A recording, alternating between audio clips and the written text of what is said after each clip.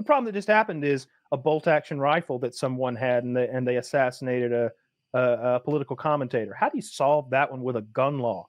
That could happen in Australia and Canada. It doesn't matter how strict your gun laws are. You'd have to have a zero gun policy. Like it's the most basic of rifles. If you know nothing about guns, I want you to know this. In hunting culture, it is considered humane. It is humane to buy a really powerful gun that kills the deer quickly, right? It drops deers dead. If they were to die over a period of time, that'd be cruel. It's not how they do it.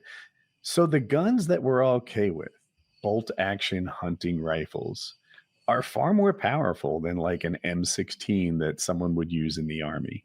It kills way faster and harder. And I guess those are all the words I'm looking for. So it is hard to take the hands out of Charlie Kirk's sniper. I'm sorry, it's hard to take the gun out of the hands of Charlie Kirk's sniper without taking them out of the hands of every deer hunter in America.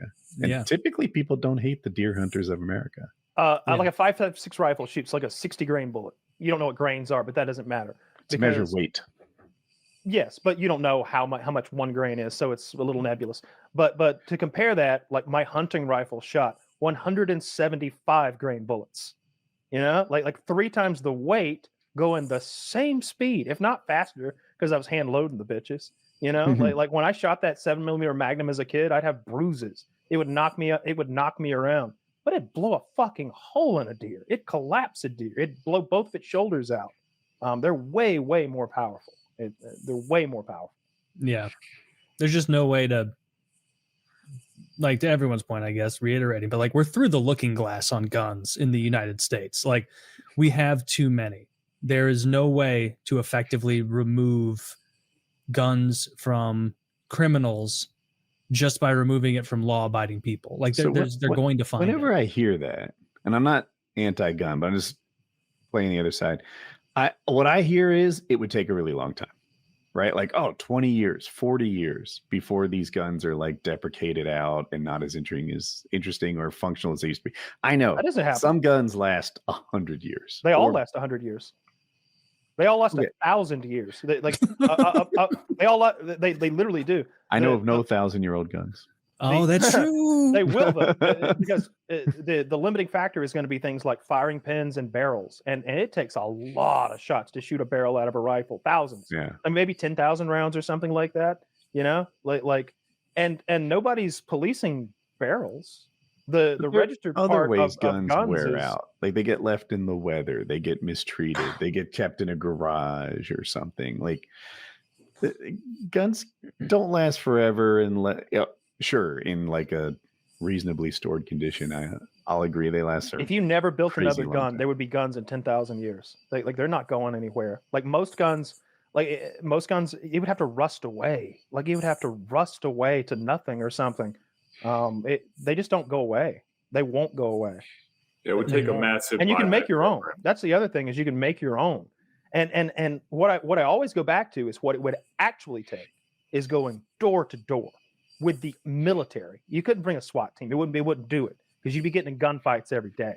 You'd have to have helicopters in the air. You'd be blowing up neighborhoods over getting guns away from people. And some people would see it coming. They'd be waiting with anti-aircraft. Like I swear to God, they would. I know these people. They would be waiting with they have tanks. They have anti-aircraft guns. I believe him. They tell the truth. They have militia ties. They live in fortified communities. They have air scrubbing, water purifying bunkers. They are waiting for this day. It's what they've spent their fortunes on. These guys are worth $15 million, and $5 million of it they spend on getting ready for Uncle Sam to try to take their shit from them. You cannot do it without way more mayhem than you could imagine. You'd have an uprising. You'd have a civil war. It doesn't work. And that's what's required. You would have to go to each house and go, like the Nazis looking for Jews in the attic is what you would have to do. And that wouldn't do it, because of what these guys talk about. If you go on forums, if you look around, they talk about how to use PVC pipe, like 6-inch PVC pipe, wrap their guns in oily rags and seal them up on either end with PVC glue and bury them 6 meters under the ground. You know what I'm talking about? So they can't be found with metal detectors. Now you're coming in with some sort of like ground-based radar. Yeah. The double cap PVC is like the prepper's storage unit. Oh, interesting. You cannot take the gun, and even if you had a magic wand that you could wave, Boop, no more guns. They know how to make their own guns. These guys own gun factories. I've There done are that. guys who still own Not the a good gun. registered. In '86, when they made machine guns illegal, there were guys who owned firearm companies who started as fast as they could printing out the registered parts to machine guns. They have thousands of them. It's just a little chunk of metal that's technically the gun. And whenever they want, they can assemble it and make it their own transferable machine gun. These guys, you can make an AR-15 with a 3D printer. You know, it's just not going to happen. Yeah, that's true. I don't know what the solution is. Like, there need to be harsher criminals or harsher penalties on violent criminals. It won't stop it. That's never stopped it. Like, it could. Well, we do know It that would stop locking, it in adults. It won't stop it in children because they're amidst Sure. all of the, the hormones and emotions that go with that season of life. Not even that. You think this guy that shot Charlie Kirk cares about what happens tomorrow? I mean, ideally he'd get away. He'd love that. But he's ready to die. He's ready to die for what he's doing. He's gone on a mission. He's not, if you told him, hey, don't do that, it's the death penalty, he'd say, come and get me. You'll never take me alive. These are the people you're dealing with when you got a mass shooter. Like, that's not the guy who's like, ooh, I don't know, my 401k will be maturing in 8 years. I better not. Yeah. That's not who we're dealing with. We're dealing with psychos and people who are determined, and a little, and maybe a little bit of both. You cannot stop them. And if you did, your magic wand, I can make a with stuff that's at Home Depot that would just rock your neighborhood, bro. You know what I mean? Like, bad people with a little bit of brain power and bad intentions will always get the job done. You know what I can do with a compound bow?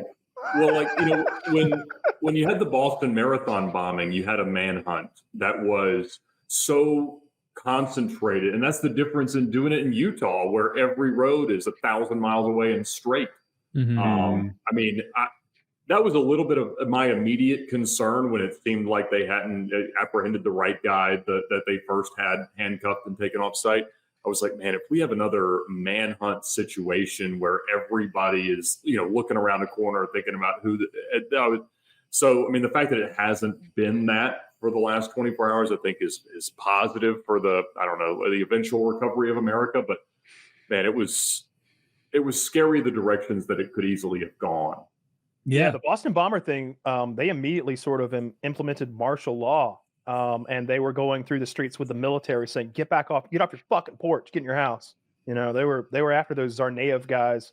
I followed that one super closely. Me and Chiz you can go online and you can listen in on police scanners. And so we were listening to all of the like first responder scanners for Boston.